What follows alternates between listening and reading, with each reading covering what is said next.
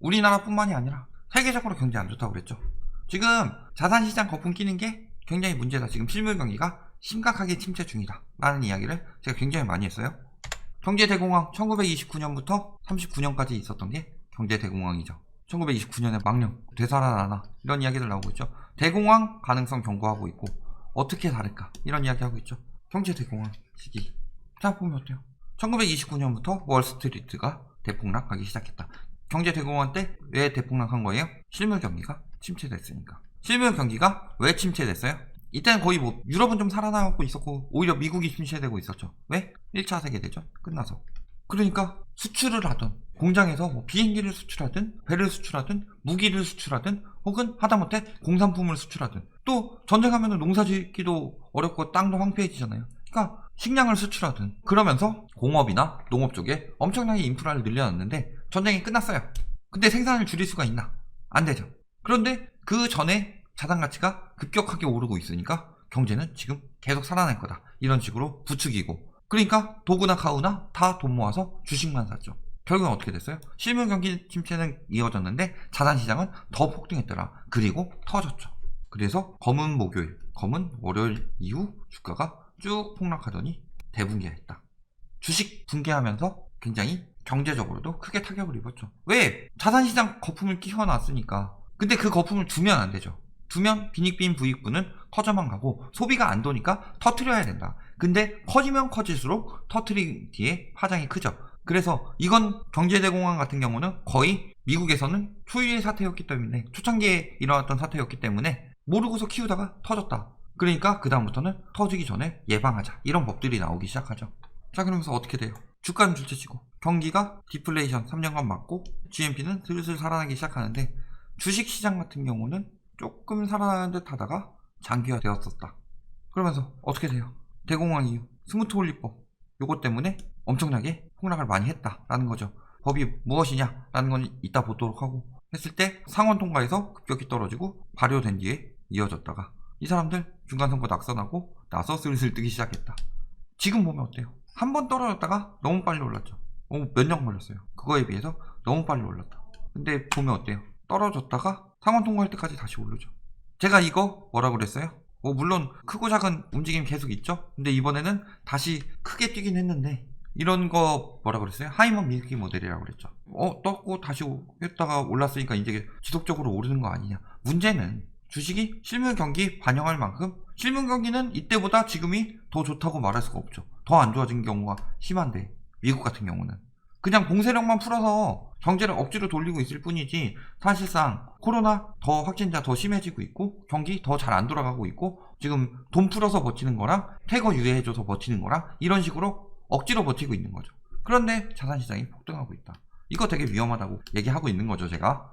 그래서 지금 경제 대공황 사태가 요때 일어난 게 아니라 지금 실물 경기는 계속 안 좋아지고 있는데 조금 좋아졌다 치더라도 자산시장이랑 괴리가 커져간다. 이게 경제대공황 위기라는 거죠. 그렇다면 저 스무트 홀리법은 뭐냐? 농산물 관세 인상해서 농민 보호하겠다. 즉 보호무역인 거죠. 그러니까 어떻게 돼요? 수입이 큰 폭으로 감소하죠. 근데 문제는 반대로 보복관세 돌려서 수출도 반토막 이상 나죠. 실업률도 몇 퍼센트? 25.1%까지 치솟는다. 근데 미국이 보호무역을 또 하기 시작하죠. 언제? 작년에. 물론 중국한테 좀 집중적으로 하긴 했지만 어떻게 했어요? 관세 폭탄 했었죠. 그리고 중국 견제 정책은 변화가 없다. 지금도 그대로 갈 것이다. 왜 관세 폭탄, 보호무역이 들어갔으니까 타격을 굉장히 크게 입은 거죠. 근데 견제 정책을 왜 포기 안 하느냐? 이야기했지만 미국은 G1이어야 효과를 발휘하죠. 그래서 예전에 G2에 도전했던 나라 일본 환율로 밀어붙였다. 소련 같은 경우도 돈으로 찍어 눌려버렸죠. 모라토리움 선언하게. 그리고 중국 하려고 그랬는데 환율로 밀어붙일 수가 없어요. 왜? 예전 리만 브라더스 때 중국인들이 채권 굉장히 많이 샀다고 그랬죠. 잘못 건들면은 오히려 미국 경제가 위험할 수도 있다. 그렇다면은 지금 중국한테 타격을 줄 수 있는 게 뭐가 있냐? 관세로 들어간 거예요. 왜? 중국은 미국에 엄청나게 이익을 보고 있었으니까. 수출 수입으로. 그리고 뭐 하고 있어요? 연합하고 있죠. 다른 나라들이랑. 바이든이 진짜 연합하는 게 오히려 더 중국한테는 더 악재죠. 왜? 중국에서는 지들이 일단 보호무역 하고 있으니까 불만 가진 나라들 많고 시장은 큰데 그리고 그 중국 경제를 지탱하고 있었던 게 미국이나 유럽 같은 데서 공장 지어줘서 생산하도록 만든 건데 기술이나 빼돌리고 있고, 그러니까 이런 거를 어디다 옮기고 있어요? 인도나 동남아로 옮기고 있죠. 중국이 충분히 떡실신할 때까지는 계속 때릴 거다, 미국에서. 그러니까 끝나지 않을 거라는 거죠. 거기다가 대공황 시기 실업자 한 10% 정도 나왔죠. 지금도 비슷하게 늘어나고 있다. 아직 부족하지만 지금 막 급격히 늘어나는 이런 상황을 봤을 때, 그 다음에 지금 뭐 이런 식으로 실업자가 줄어들고 있다고는 하는데, 이것도 지금 다 경제 그 봉쇄를 풀어서 그런 거죠. 근데 해결돼서 봉쇄를 푼 게 아니다. 그리고 저번에 6주간 봉쇄 다시 또 검토했었죠. 다시 급격하게 늘어날 수 있죠. 자, 거기다 지금 법안 나오고 있죠. 글래스-스티걸법 언제 나온 거예요, 이거? 이거 상업은행과 투자은행, 너네가 예금주 돈 멋대로 굴리다가 작살내지 말아라. 이게 언제 나온 거예요? 경제 대공황 때 나온 거죠. 근데 언제 폐지했어요? 99년에 빌 클린턴이 경제 살아났다 싶으니까 손해 끼칠 일 없다. 그리고 로비 많이 했었죠. 미국은 로비가 합법이죠. 그러니까 로비하면서 통과시켰다. 그랬다가 결국에 뭐 터졌어요? 리먼 브러더스 사태 터졌죠. 그래서 나온 게 뭐예요? 도드프랭크법. 누가 약화시켰어요? 트럼프 형이 당선되자마자 볼코를 없애버리고 그런 거 했었죠. 그러니까 어떻게 된 거예요?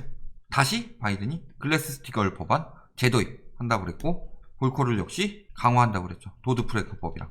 이거 다 어떻게 한다는 거예요? 무분별하게 자산시장에 상업은행이랑 투자은행 중에서 예금주들 돈 받아서 넣어야지 그쪽이 돈이 많은 거지. 투자만 전문으로 하는 데서 돈이 얼마나 있겠어요? 있어봐야.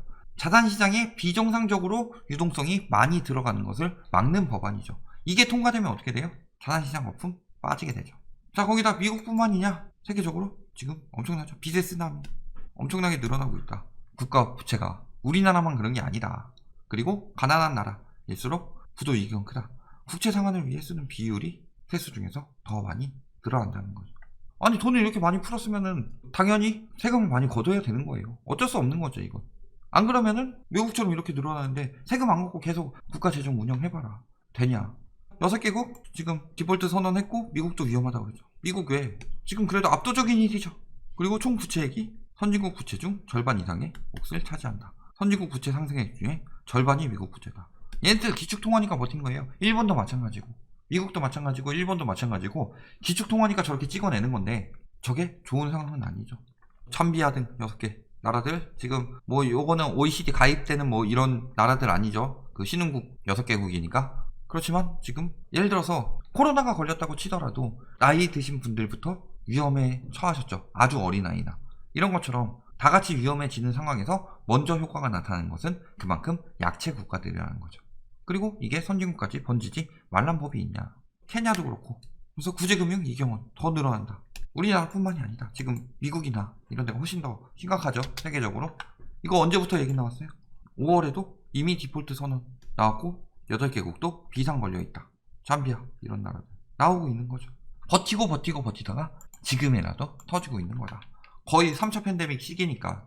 거기다가 중국 막 엄청 살아날 것처럼 이야기했는데 중국도 디폴트 났죠. 지금 파산 결정했죠. 은행 하나 파산 났죠. 그리고 반도체, 자동차, 광산까지 디폴트 우려 나타나고 있다. 왜? 중국에 제일 성행하는 건 구라죠. 구라. 뭐 스케일 어마어마하죠.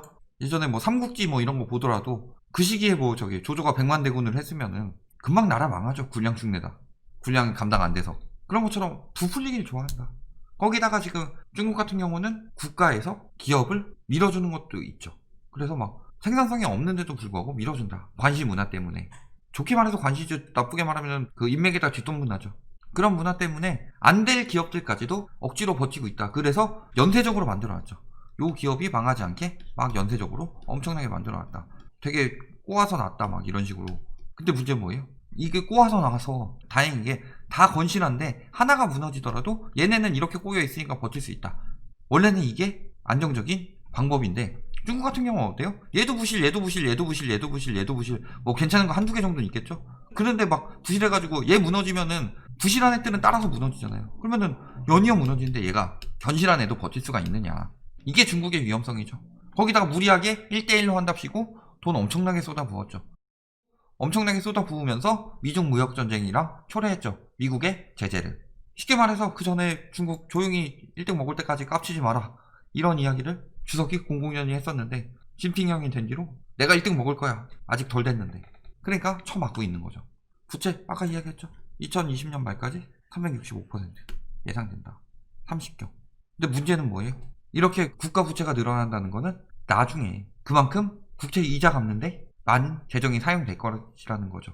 거기다 플러스로 우리나라는 뭐가 있어요? 인구 감소가 되면은 복지에 들어가야 되는 세금이 더 많이 필요하다. 그렇다면은 생산 가능 인구들이 내야 하는 세금 부담은 가중될 것이고, 생산 가능 인구는 근데 줄어들고 있었죠. 그럼에도 불구하고 자산시장이 계속 뜰 것이다. 이렇게 말하는 게 굉장히 위험한 발언이다. 그러니까 장기적 우상향이니 뭐 30년 뒤에 부동산은 더 뜬다느니 이 얘기할 때 제가 과거랑 다르다 이야기 하잖아요. 그때는 생산 가능 인구가 증가할 때고 그게 국가가 성장하고 있을 때고, 지금 이제 우리나라는 생산 가능 인구가 줄어들었다는 거는 노쇠화되고 있다는 거예요. 일본 노쇠화되고서 어떻게 됐죠? 우리나라가 그때 일본처럼 미치지 않았으니까. 근데 지금 최근 몇 년을 보면은 그때 일본만큼 미친 것 같지 않아요? 지금 막 부동산 불패 심리라든지 이제 또 주식에 몰리는 그 심리라든지 똑같이 가고 있다고 보지 않나요? 그럼에도 저금리니까 자산시장 계속 부풀 것이다. 그건 희망사항이고, 이 전 세계적으로 거품이 어느 정도 실물 경기가 안정이 되면은 당연히 물가 상승을 해야 되고, 물가 상승을 하기 위해서는 기준금리도 올라야 되죠. 그러면 그때 기준금리가 오르게 될 때 어떻게 되느냐. 그리고 그 전에 많은 문제점들이 도사리고 있다. 우리나라에. 결론. 지금 미국 같은 경우 경제 대공황 때보다 물론 더 위험한 점도 있지만 위험한 것도 많다. 그 다음에 미국만 문제냐. 세계 곳곳에서 디폴트 사태가 터지고 있다. 그 다음에 세계 정부 부채가 늘어난다는 건 나중에 이게 어느 정도 갚아지기 전까지는 세금에서 어느 정도 비중을 차지하겠죠. 정부 돈이니까. 그리고 경기가 이렇게 침체 중인데 자산시장 거품이 심각하다. 세금 비중 둘째치고 정부 부채가 늘어난다는 것 자체가 경기가 안 좋다는 거죠. 그리고 저금리니까 뭐 돈 돈다 하는데 저금리이면서 소비가 침체되니까 지금 저물가 상황이다. 그러니까 괴리율이 점점 더 커지고 있는 거죠. 저물가가 나오고 있는데 자산시장 거품이 더 커진다. 괴리가 심해진다는 소리고, 괴리가 심해지면서 물론 이때 뭐 잘 타서 버는 사람이 있어요. 리먼 때도 돈 번 사람들 좀 있죠. 근데 문제는 뭐예요? 그 사람들은 어떻게 벌었죠? 올라가는 거에 베팅해서 벌었나요? 아니면 떨어지는 거에 베팅해서 벌었나요? 쉽게 얘기해서. 근데 그 사람도 2년 전부터 계속 이야기를 하는데 아무도 안 믿었죠. 저런 비옵시옷 하면서. 그러니까 제가 지금 이야기하는 거는 어차피 뭐 그런 사람들은 뭐 갑부들, 뭐 자산이 많은 사람들, 뭐 이런 사람들 이야기하지만, 지금 중요한 거는 그 나라가 얼마나 경제가 다시 빨리 살아나느냐. 그것은 저 미친 심리에 얼마나 많은 사람들이 빠지지 않느냐. 정신 차린 사람들이 얼마나 많느냐. 이 얘기고, 그들이 살아나서 경제를 돌리는 거죠. 그러니까 지금 항상 저런 막 무조건적인 뭐 자산시장 오른다 뭐 그런 말 믿지 말고, 지금 경제 해가지고 왜 이게 왜 오르느냐 이런 단편적인 거 보지 말고 전체적인 역사를 봐서 왜 그렇게 됐는지, 그 다음에 어떻게 진행이 되는지 이런 부분을 꼭 확인하시고, 공부하시지 않고서 무모하게 들어가는 것은 내 돈 버리는 거랑 같을 수도 있다고 그랬어요. 굉장히 위험한 행위이기 때문에 차라리 그럴 바에 현금 확보해라, 이런 이야기를 제가 하는 거죠. 그러니까 지금 제일 중요한 건 뭐다? 무리한 투기를 할 때가 아니라 지식을 쌓을 때이다. 여기까지 말씀드리겠습니다.